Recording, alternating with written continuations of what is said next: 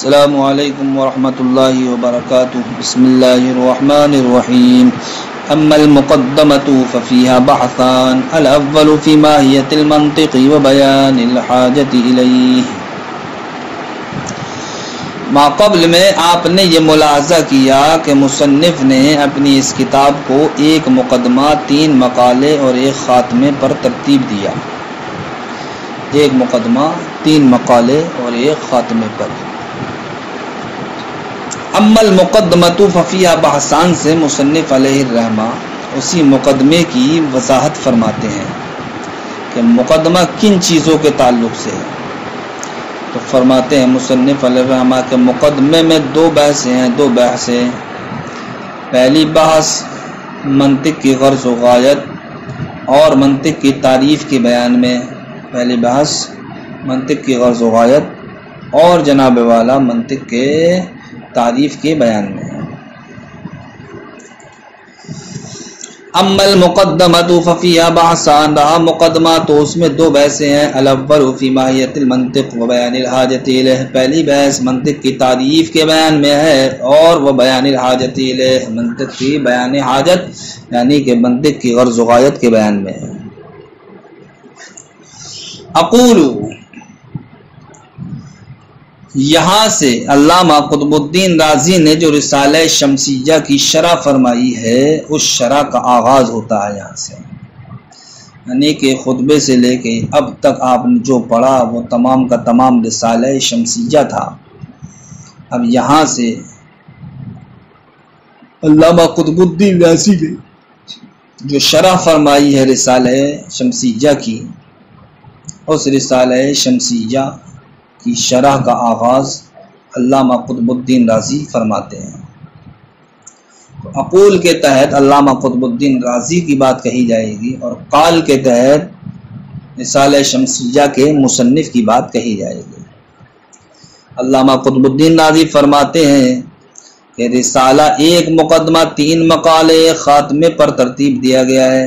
کہ یہ رسالہ ایک مقدمہ، 3 مقالے اور ایک خاتمے میں پر ترتیب دیا گیا ہے. اب مقدمے میں کیا ذکر کیا جائے گا تو اس کے تعلق سے شارح نے بیان فرمایا کہ مقدمہ منطق کی تعریف اور اس کے غرض و غایت کے بیان میں ہے اور اس کے موضوع کے بیان میں ہے. اس کے علاوہ رہے 3 مقالے، تو ان 3 مقالوں میں سے پہلا مقالہ مفردات کے بیان میں ہے، دوسرا مقالہ قضایا اور اس کے احکام کے بیان میں ہے اور تیسرا مقالہ قیاس کے بیان میں ہے. خاتمہ تو جناب والا وہ قیاس کے مادوں کے بیان میں ہے اور اجزاء علوم کے یعنی کہ علوم کی اجزاء کے بیان میں ہے. تو رسالے کو جو ترتیب دیا گیا ہے ایک مقدمے پر، 3 مقالے پر، ایک خاتمے پر، انہی ذکر کردہ چیزوں پر ترتیب دینے کی کیا آپ کے پاس کوئی دلیل بھی ہے؟ شارح علیہ الرحمٰن نے رسالے کو مذکورہ چیزوں پر ترتیب دینے کی دلیل حصر بھی بیان فرمائی ہے.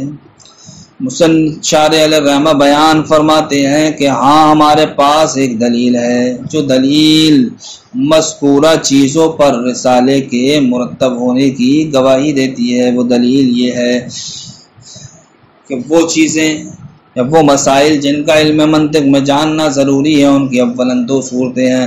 یا تو وہ مسائل ایسے ہوں گے کہ جن کا علم منطق میں جاننا ضروری ہے کہ ان مسائل پر علم کا شروع کرنا موقوف ہو، یعنی ان مسائل کو جانے بغیر علم کو شروع ہی نہیں کر سکتے. یا پھر وہ مسائل ایسے ہوں گے کہ جن کو علم منطق میں جاننا ضروری ہے کہ ان پر علم کا شروع کرنا موقوف نہیں ہوگا. تو وہ مسائل کہ جن کا علم منطق میں جاننا ضروری ہے ان کی 2 صورتیں ہوئیں. یا تو وہ مسائل ایسے ہوں گے کہ جن پر علم کا شروع کرنا موقوف ہوگا، یا پھر وہ مسائل ایسے ہوں گے کہ جن پر علم کا شروع کرنا موقوف نہیں ہوگا. اگر وہ مسائل ایسے ہوں جن کا علم منطق میں جاننا ضروری ہے اور ان پر علم کا شروع کرنا موقوف ہے تو اس کو کہتے ہیں مقدمہ. اور اگر وہ مسائل ایسے ہیں جن پر علم کا شروع کرنا موقوف نہیں ہے تو اب اس کے اندر بھی 2 صورتیں ہیں. اس کے اندر بھی 2 صورتیں ہیں. یا تو وہ مسائل ایسے ہوں گے کہ جس میں بحث مفردات سے کی جائے گی، یا پھر وہ مسائل ایسے ہوں گے کہ جن میں بحث مرکبات سے کی جائے گی۔ اگر وہ مسائل ایسے ہوں کہ جن میں بحث مفردات سے کی جائے تو ان مسائل کو کیا کہتے ہیں؟ مقالے اولا۔ اور اگر وہ مسائل ایسے ہوں کہ جن میں بحث مرکبات سے کی جائے تو اب یہ احتمال بھی دو احتمال سے خالی نہیں ہے، یا تو بحث ان مرکبات سے ہوگی جو مرکبات غیر مقصود ہوں گے، یا پھر بحث ان مرکبات سے ہوگی جو مرکبات کیا ہوں گے؟ مقصود ہوں گے۔ تو اگر بحث ان مرکبات سے ہو جو مرکبات مقصود بالذات نہیں ہے تو اس کو مقالہ ثانیہ کہا جاتا ہے، اور اگر بحث ان مرکبات سے ہو جو کہ مقصود بالذات ہیں پھر اس کے اندر دو احتمال نکلیں گے۔ تو یا تو جناب والا اس میں نظر و فکر جو کی جائے گی، غور و فکر کیا جائے گا، وہ صرف اور صرف صورت کے اعتبار سے کیا جائے گا تو اس کو کہا جاتا ہے مقالہ ثالثہ، یا پھر جناب والا اس میں نظر و فکر جو کی جائے گی وہ صرف اور صرف مادے کے اعتبار سے کی جائے گی تو اس کو کہیں گے خاتمہ۔ تو رسالے کو 5 چیزوں پر ترتیب دینے کی دلیل حسر یہ ہوئی کہ وہ مسائل جن کا علم منطق میں جاننا ضروری ہے وہ یا تو ایسے ہوں گے جن پر علم کا شروع کرنا موقوف ہوگا، یا پھر ایسے نہیں ہوں گے۔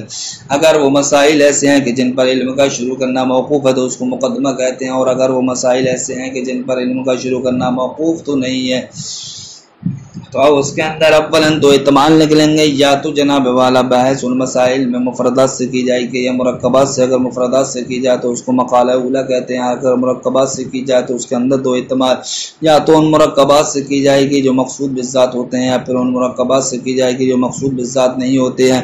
اگر بحث ان مرکبات سے کی جائے جو مقصود بالذات ہوتے ہیں تو اس کو مقالہ ثانیہ کہتے ہیں، اور اگر بحث ان مرکبات سے کی نہیں، یا تو بحث ان مرکبات سے کی جائے گی جو مقصود بالذات نہیں ہوتے ہیں تو اس کو مقالہ ثانیہ کہا جاتا ہے، یا پھر بحث ان مرکبات سے کی جائے گی جو مقصود بالذات ہیں تو اس کے اندر بھی دو احتمال، یا تو اس میں نظر جو ہوگی، غور و فکر جو ہمارا کرنا ہوگا وہ صرف اور صرف مادے کے اعتبار سے ہوگا یا صرف اور صرف صورت کے اعتبار سے ہوگا۔ اگر اس میں نظر و فکر صورت کے اعتبار سے ہو تو اس کو مقالہ ثالثہ کہا جاتا ہے، اور اگر نظر اس میں صرف اور صرف مادے کے اعتبار سے ہو تو اس کو خاتمہ کہا جاتا ہے۔ فرماتے ہیں شارح اقول میں کہتا ہوں، اور رسالۃ مرتبۃ علی مقدمۃ و ثلاث مقالات و خاتمۃ، کہ رسالہ یہ ترتیب دیا گیا ہے ایک مقدمے پر، 3 مقالوں پر اور ایک خاتمے پر۔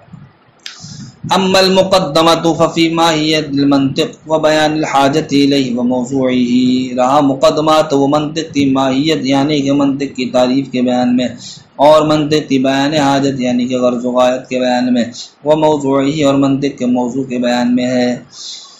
وَأَمَّا الْمَقَالَاتُ فَأُولَىٰ فِي الْمُفْرَدَاتِ، رہا مقالات تو ان میں سے پہلا مقالہ مفردات کے بیان میں ہے، وَالثَّانِيَةُ فِي الْقَضَايَا، اور دوسرا والا مقالہ یہ قضایا کے بیان میں ہے، وَأَحْكَامِهَا، اور اس کے احکام کے بیان میں ہے، وَالثَّالِثَ فِي الْقِيَاسِ، اور تیسرا والا قضایا، یہ تیسرا والا مقالہ یہ جناب والا قیاس کے بیان میں ہے۔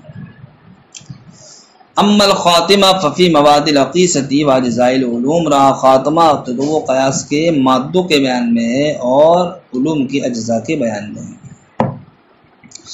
وَإِنَّمَا رَتَّبَهَا عَلَيْهَا، جزینی مصنف نے رسالے کو مذکورہ چیزوں پر ترتیب دیا، اس کی دلیل یہ ہے کہ لِأَنَّ مَا يَجِبُ أَن يُعْلَمَ فِي الْمَنطِقِ، اس لیے کہ وہ چیزیں جن کا علم منطق میں جاننا ضروری ہے، اِمَّا أَن يَكُونَ الْبَحْثُ فِيهِ لِلْمُفْرَدَاتِ، تو یا تو وہ مسائل ایسے ہوں گے کہ جن میں بحث مفردات سے ہوگی، فَهُوَ الْمَقَالَةُ الْأُولَىٰ، تو اس کو مقالہ اولا کہا جاتا ہے، او فَهُوَ الْمَقَالَةُ أَوْلَىٰ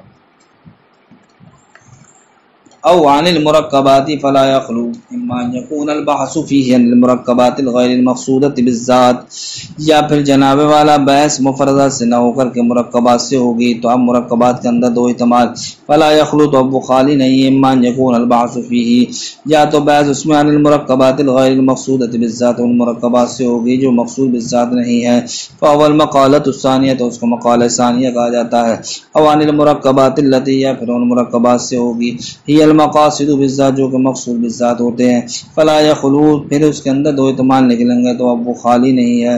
کس بات سے خالی نہیں ہے؟ اس بات سے کہ اما ان یکون النظر فیہا من حیث صورت وحدہ کہ جناب والا اس میں ان مسائل میں نظر کرنا صرف اور صرف صورت کے اعتبار سے ہوگا. وہی المقالۃ الثالثہ تو اسی کو مقالہ ثانیہ ثالثہ کہا جاتا ہے. او من حیث المادتیہ پھر جناب والا نظر جو ہوگی مادے کے اعتبار سے ہوگی وہ والخاتمہ تو اس کو کیا کہا جاتا ہے؟ خاتمہ کہا جاتا ہے. والمراد بالمقدمۃ ہنا ما يتوقف علیہ الشروع فی العلم. یہاں سے مصنف شارح علیہ الرحمہ ایک اور مسئلے کی وضاحت فرمانا چاہتے ہیں. مسئلہ یہ ہے کہ مقدمے کا اطلاق دو معنی پر ہوتا ہے، ایک مقدمۃ العلم پر اور دوسرا مقدمۃ الکتاب پر. مقدمے کا اطلاق دو معنی پر ہوتا ہے. ایک معنی کا نام کیا ہے؟ مقدمۃ العلم، اور دوسرے معنی کا نام کیا ہے؟ مقدمۃ الکتاب. مقدمۃ العلم کہتے ہیں کہ جس پر علم کا شروع کرنا موقوف ہو، جس پر علم کا شروع کرنا موقوف ہو. مقدمۃ الکتاب کہتے ہیں کتاب کے اس حصے کو جو مقصود سے پہلے لایا گیا ہو تاکہ مقصود سے اس کے ذریعے کیا ہو جائے؟ ارتباط ہو جائے، تعلق پیدا ہو جائے. تو مقدمۃ العلم کہیں گے جس پر علم کا شروع کرنا موقوف ہو. مقدمۃ الکتاب کہیں گے کتاب کے اس حصے کو جو مقصود سے پہلے لایا گیا ہو تاکہ اس کے ذریعے سے مقصود سے ارتباط تو تعلق ہو جائے. تو جب مقدمہ دو معنی کے لیے آتا ہے تو یہاں پر مقدمے سے مراد کون سا معنی لیا گیا ہے؟ آیا مقدمۃ الکتاب لیا گیا یا مقدمۃ العلم؟ تو شارح بیان فرماتے ہیں کہ یہاں پر مراد مقدمے سے مقدمۃ العلم ہے، یعنی جس پر علم کا شروع کرنا موقوف ہو. تو اب جس پر علم کا شروع کرنا موقوف ہوتا ہے وہ تین چیزیں ہیں: تعریف، موضوع، غرض و غایت. اور ان تینوں کو جو نام دیا جاتا ہے، ان تینوں کے مجموعے کا، اس کو نام کیا دیا جاتا ہے؟ مقدمہ. تو اب مقدمہ ایسی چیز ہوئی جس پر علم کا شروع کرنا موقوف ہوا، اور اس مقدمے میں تین چیزیں ذکر کی جائیں گی: تعریف، موضوع، غرض و غایت. تو اب اس کا حاصل یہ نکلے گا کہ مقدمہ اس کو کہتے ہیں کہ جس میں تعریف، غرض و غایت اور موضوع کو ذکر کیا جائے، اور انہی تینوں چیزوں پر علم کا شروع کرنا کیا ہوتا ہے؟ موقوف ہوتا ہے. فرماتے ہیں والمراد بالمقدمۃ ہنا ما يتوقف علیہ الشروع فی العلم. تو مراد مقدمے سے یہاں پر کون سا مقدمہ؟ مقدمۃ العلم. مقدمۃ العلم کس کو کہا جاتا ہے؟ ما يتوقف علیہ الشروع فی العلم، کہ جس پر علم کا شروع کرنا موقوف ہو، جس پر علم کا شروع کرنا موقوف ہو. اب آپ اتنا ذہن میں رکھیں کہ مقدمے میں تین چیزیں ذکر کی جاتی ہیں: تعریف، موضوع، غرض و غایت. اور یہاں پر مقدمے سے مراد وہ ہے کہ جس پر علم کا شروع کرنا موقوف ہو. تو اب اس کا مطلب یہ ہوا کہ علم کا شروع کرنا تعریف پر بھی موقوف ہے، اور علم کا شروع کرنا غرض و غایت اور موضوع پر بھی کیا ہے؟ موقوف ہے. کل انشاءاللہ آپ علم کا شروع کرنا جو تعریف پر موقوف ہے، غرض و غایت پر موقوف ہے، اس کو ملاحظہ کریں گے کہ علم کا شروع کرنا مقدمے میں ذکر کردہ چیزوں پر کیوں موقوف ہوتا ہے. السلام علیکم ورحمۃ اللہ.